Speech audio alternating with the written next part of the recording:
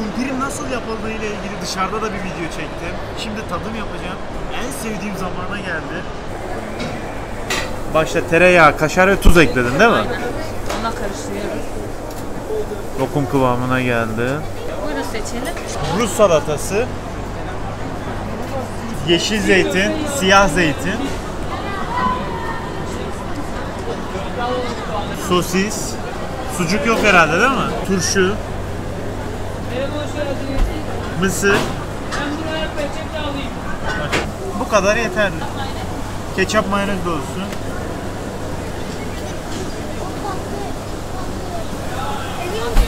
Birkaç daha vereyim size. Teşekkürler. Bol malzemeli yaptırdım. Bakalım nasıl.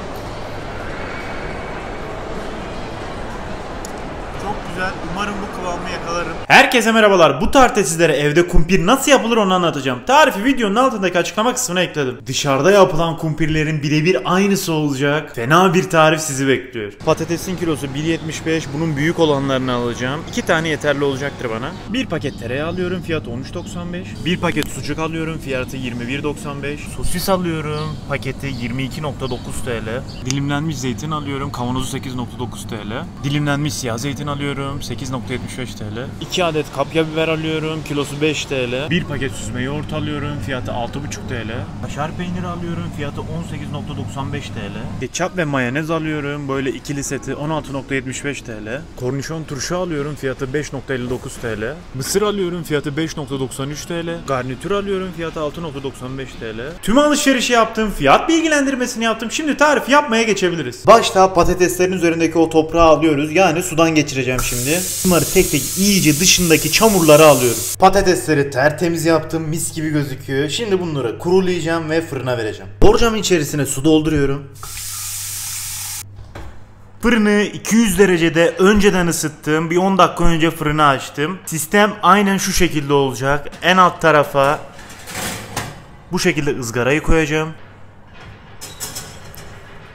Üzerine suyu ekliyorum. Bir üst katına fırın tepsisi.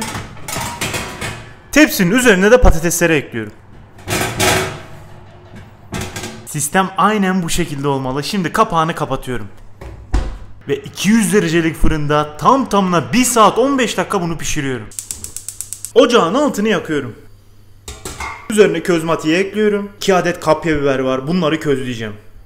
Biberleri yavaş yavaş közlüyoruz bu şekilde. Bunları doğrayacağım. Kumpirin içerisine ekleyeceğim. Kumpirimiz köz tadında olacak. Çok lezzetli olacak. Bu biberler kumpire ekstra bir lezzet katacak. Biberler közlendi. Şimdi bunları dışarı çıkıyorum ve soyacağım. Biberleri bu şekilde poşetin içerisine ekliyorum. Ağzını kapatıyorum. Bu sayede terletme işlemi yapacağız ve biberlerimiz daha rahat soyulacak. Bu şekilde 5 dakika bekletmeniz yeterli. Biberlerin terletme işlemi tamamlandı. Şimdi göstereyim ne kadar rahat soyulduğunu.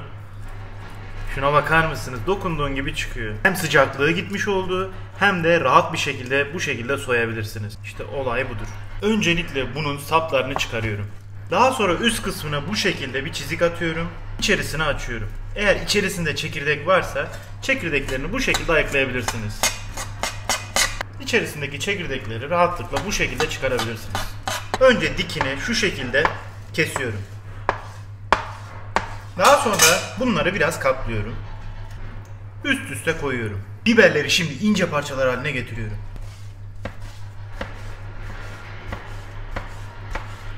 Biberlerimiz hazır. Bunları da bir kenara alıyorum. Kaşarı rendeliyoruz. Kaşarları rendeledim. Bunları bir kenara alıyorum. Böyle kornişon turşularım var. Çıtır çıtır. Bunları da ince ince doğruyorum. Turşuları doğradım. Bunları bir kenara alıyorum. Bir tabağın içerisine garnitürü ekliyoruz. İçerisine 7 yemek kaşığı süzme yoğurt ekliyorum. 4 yemek kaşığı da mayonez ekliyorum. Ve bunu iyice karıştırıyorum. Rus salatası hazır. Bunu buzdolabına ekleyeceğim şimdilik. Sucuğumuzu başta ikiye bölüyoruz. Sucuğumuzu da dilim dilim kesiyoruz. Sucuklarımı kestim. Patatesler olmaya yakın bunları pişireceğim. Şimdilik bunları kenara alıyorum. Sosisimizi de açacağız. Sosislerin dış yüzüne şöyle çizikler atıyorum. Arkalı önlü her tarafına çizikler attım. Rahat bir şekilde pişsin diye. Ocağın altını yakıyorum. Tavayı ocağa ekliyorum. Tavaya sucukları ekliyorum. Diğer tarafa da sosisleri ekliyorum. Bunları bu şekilde iyice pişiriyorum. Sucukları ters çeviriyorum. Sucukları fazla kurutmuyorum. Bunları çıkarıyorum. Sucuklarımız pişti. Sosisleri de çeviriyorum.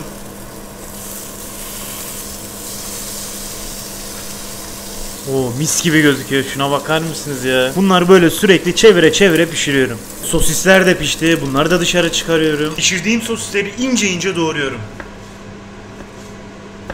Sosislerin hepsini doğradım. Şimdi bunları da bir kenara alıyorum. Tüm malzemeler hazır. Şimdi birazdan patatesimi çıkaracağım ve kumpirimi yapacağım. Tam tamına 1 saat 15 dakika oldu. Şimdi patateslerimi çıkarıyorum.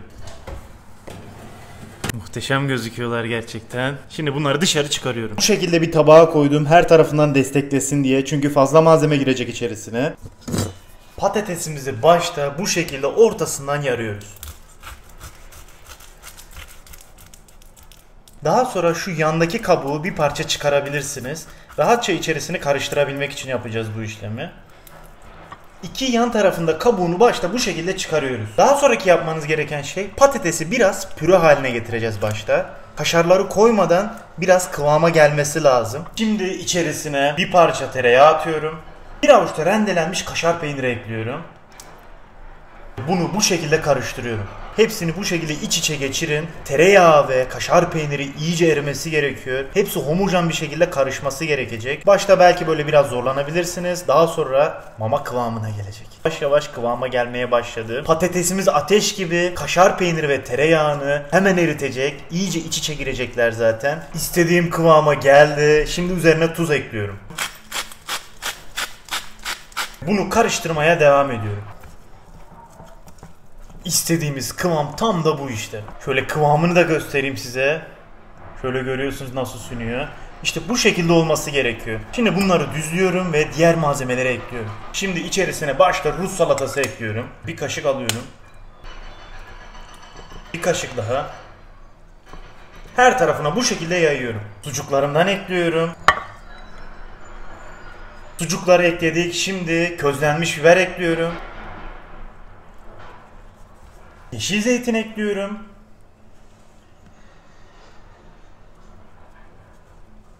Kornişon turşu ekliyorum. Siyah zeytin ekliyorum. Mühürlediğim sosislerden ekliyorum. Mısır ekliyorum. Mayonez ekliyorum. Ketçap ekliyorum. Ya şuna bakar mısınız ya? Efsane bir şey oldu bu. Çok güzel gözüküyor. Sabırsızlanmaya başladım bile ben. Şimdi en sevdiğim zamana geldi. Tadım yapacağım, bakalım nasıl olmuş. Şöyle orta yerinde bir tadına bakalım nasılmış. Çok iyi ya. Şöyle bir tane daha alacağım. Şöyle. Emin olun dışarıda yediğiniz kumpirlerden daha güzel oluyor bu. Bu tarif arkadaşlar mutlaka deneyin çünkü çok güzel olmuş. İnanılmaz lezzetli. Bayıldım resmen ya. Şöyle. Gerçekten kusursuz olmuş. Herkese afiyet olsun. Videomuzu beğenip kanalımıza abone olmayı unutmayın. Bir sonraki videoda görüşmek üzere arkadaşlar. Hoşça kalın.